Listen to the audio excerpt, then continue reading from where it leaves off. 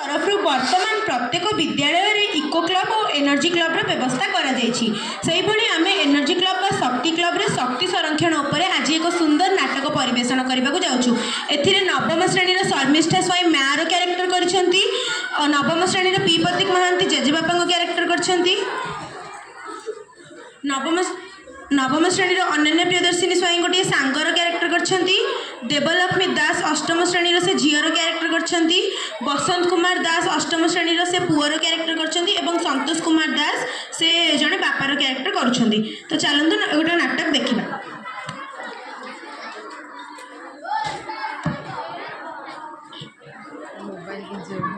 हाँ से मोबाइल के हे भगवान ए पिलाटा को केते थर कहबी गोड़ न धोई घरे पसिबुनी हेले कोन हम मो कथा सुनिले सिना बिट्टू बिट्टू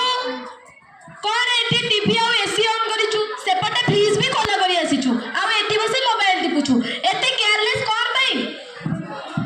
हो मम्मी तू मो ऊपर सब बळे एते गप्प काई होछु टिके कहलु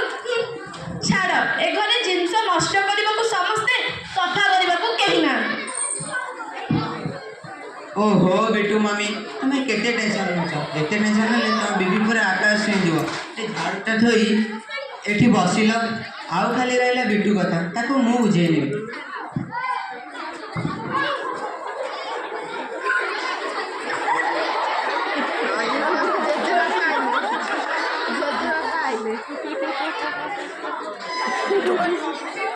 जो कुआड़ जीबी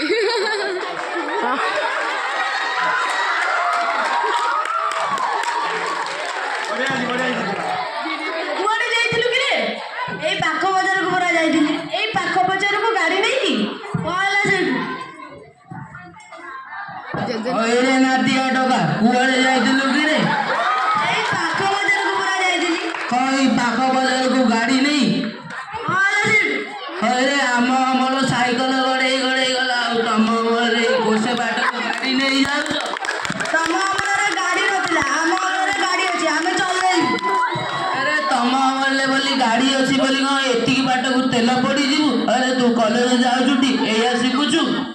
तमे एठी बजर बजर मोनी तमे गला मो एठी टीवी देखिबी मो कथा कहे घरे के शुणुची जेते बोले भागवत तोष नैव मोर चित जय जगन्नाथ।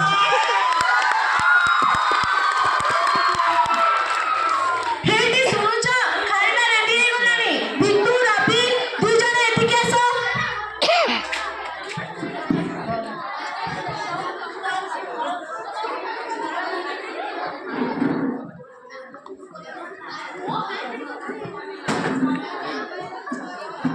आइबे बिट्टू रवि दी जण एठी आसी बस बिट्टू और रवि तमे दुई जण तो स्कूल कॉलेज जाउथिबो जो जिनस आवश्यक नुह ता करबा उचित एक कथा तो तुम निश्चय जानिथिबो। एक कथा कहबार कारण तुम माने बहुत शक्ति नष्ट करछ जेते बेले देख TV fan AC light on कर दे पळुछ तमे माने जदि एपरी शक्ति को नष्ट करिवो दिन आसीबो ए फैन आ घुरिबनी कि एसी आ चलीबनी तो तमे माने मते आज एठी प्रॉमिस कर शक्ति को नष्ट न करी शक्ति को संचय करी। आगे आबा हमें प्रॉमिस करछु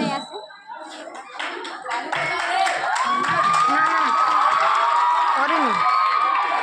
आगो छी अरे मैडम बस ए 5 मिनिट